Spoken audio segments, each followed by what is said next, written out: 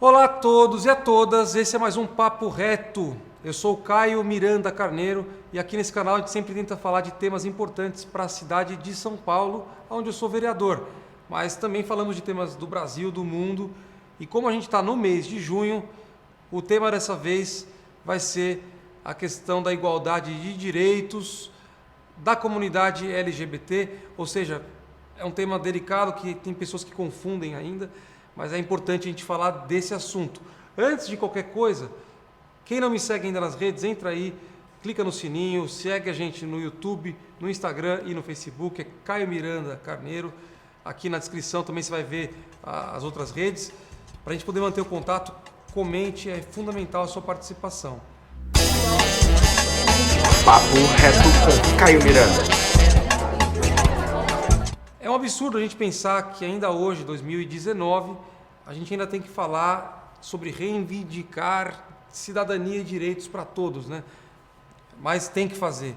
A gente tem muita coisa para avançar e tratar as pessoas com respeito não é favor e não é pedir demais, é pedir o básico que está na nossa Constituição.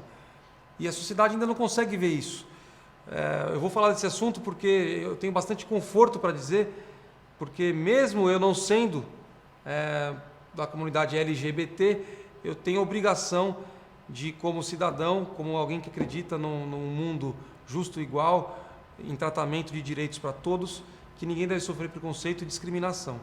E ainda sofre-se muito. Então a gente vai falar um pouco desse tema. Aqui em São Paulo, sempre próximo da data 28 de junho, que é o Dia Internacional do Orgulho LGBT, ocorre a Parada do Orgulho LGBT. E a Parada de São Paulo é uma das maiores do mundo. É a 23ª edição, que ocorre agora em 2019, tá? E vai celebrar os 50 anos da revolta de Stonewall. Em 28 de junho de 1969, em Nova York, um grupo LGBT que estava no bar gay chamado Stonewall Inn resolveu enfrentar a violência policial. Tem uma matéria muito legal da BBC que explica a revolta. Era a terceira vez que os policiais iam, em um curto espaço de tempo, fazer batida nesse bar. E nessa época, as relações com as pessoas do mesmo sexo eram tidas como crime. Os protestos ocorreram por 6 dias, mas pouco marcantes na época no Brasil, em razão da ditadura militar e do tenebroso Ato Institucional 5, o tal do AI-5, que aumentou ainda mais a censura e a repressão. Portanto, o dia 28 de junho passou a ser o Dia Internacional do Orgulho LGBT, e aqui no mês de junho que ocorrem as principais manifestações. Mas aqui é do arco-íris, né, que é a bandeira, o símbolo da solidariedade, do respeito e do orgulho LGBT. Aqui no Brasil, recentemente, foi um tema aí no Supremo Tribunal Federal, a questão da criminalização da LGBTfobia. E aí as pessoas sempre falam, pô, isso é um absurdo, porque agora a vítima, só porque ela é LGBT, ela vai ter mais direitos. Gente, não é nada disso. É a mesma coisa com o racismo. A motivação da agressão, do crime, se for racismo ou LGBTfobia, isso vai ser um agravante, isso vai aumentar a pena e tem que ser assim. Então é a mesma coisa se a motivação de um assassinato for o fato da vítima ser mulher. Aí você tem o crime de feminicídio. Porém, a gente tem vários casos, vira e mexe acontece, parece na TV, um casal gay está andando na rua, aí vai lá o pessoal que é LGBT-fóbico e não tolera, não admite que alguém tem uma relação com alguém do mesmo sexo, vai lá, espanca, mata o casal. A motivação ali foi LGBT-fóbica. Portanto, isso não é um crime normal, é um crime de ódio motivado por um preconceito que a gente não pode tolerar. Então, a motivação do crime é que vai determinar esse agravamento. E foi esse o julgamento pelo Supremo Tribunal Federal e está dando força para o que prevê a Constituição, que todos são iguais perante a nossa lei e, portanto, a sua condição em ser LGBT, em ser preto, ou em ser mulher, ou em ser cristão, eu estou botando tudo no mesma régua para dizer o seguinte: sua forma de vida não pode ser motivo para outra pessoa que discorda do seu estilo de vida te agredir, te discriminar. Isso é muito grave Então, foi uma decisão importante e, portanto, a discriminação por orientação sexual e identidade de gênero passa a ser considerada um crime, isso por interpretação do judiciário. Mas eu falo aqui com tranquilidade porque quem sofre esse tipo de preconceito, violência e discriminação sabe na pele o que é. Quem não sofre fica fazendo o juízo de valor. Então, a gente tem que se pôr no lugar das pessoas. Então, no Brasil, as pessoas pretas que sofrem racismo, e o racismo está presente aí na rua, elas sabem o que é você estar andando na rua à noite, tá certo? E só pelo fato de você ser preto, a pessoa achar que você é ladrão. Isso é uma coisa que existe no Brasil, tá certo? E vejo muito frequentemente manifestações do tipo, um casal gay se beijando, não pode, isso é errado. Veja, se a pessoa estiver sendo obscena, desrespeitosa, não importa se é um casal gay ou se é um casal hétero. Você tem que se portar na rua, né, conforme os costumes aí, respeitando as pessoas que não querem ver a sua relação carnal ali quase explícita na rua. Isso não tem nada a ver com a sua questão de ser LGBT ou hétero, hein? O bom senso tem que estar presente. Então, esse é o ponto.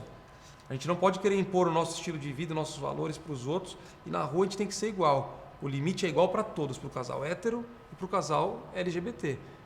Na rua você tem um limite, que aí você começa a ferir o pudor e aí beleza, você está afetando quem está ao seu redor. Então não importa se é hétero ou LGBT, esse limite tem que ser respeitado. O nosso presidente Bolsonaro disse que é contra essa interpretação do Supremo Tribunal, e as aspas dele eu vou citar aqui. Ele disse que prejudica o próprio homossexual, porque se o dono de uma empresa for contratar o homossexual, ele vai pensar duas vezes, porque se ele fizer uma piada, isso pode ser levado para a justiça. Então aqui já está confundindo as coisas, não tem nada a ver. Uma coisa é essa questão de piada, de fazer piadinha, tal, discriminação por piada, e aí alguns confundem isso com patrulha ideológica, politicamente correto. E outra coisa é você discriminar alguém mesmo, agredir alguém em razão da pessoa ser LGBT. São coisas diferentes. E muitas vezes na admissão numa empresa, isso não vai nem passar pela questão admissional. Você não vai responder lá, sou LGBT, sou hétero, isso geralmente não é parte do processo. Então, acho que não tem nada a ver. É uma decisão importante, sim, porque a comunidade LGBT tem os mesmos direitos que as pessoas que não são, as pessoas hétero. Vou passar alguns números para vocês aqui. O canal oficial do governo, o Disque 100, já recebeu 1.720 denúncias em 2017, sendo 193 homicídios. Tá? O próprio Estado admite que não consegue alcançar todas as ocorrências, porque nem todas são registradas.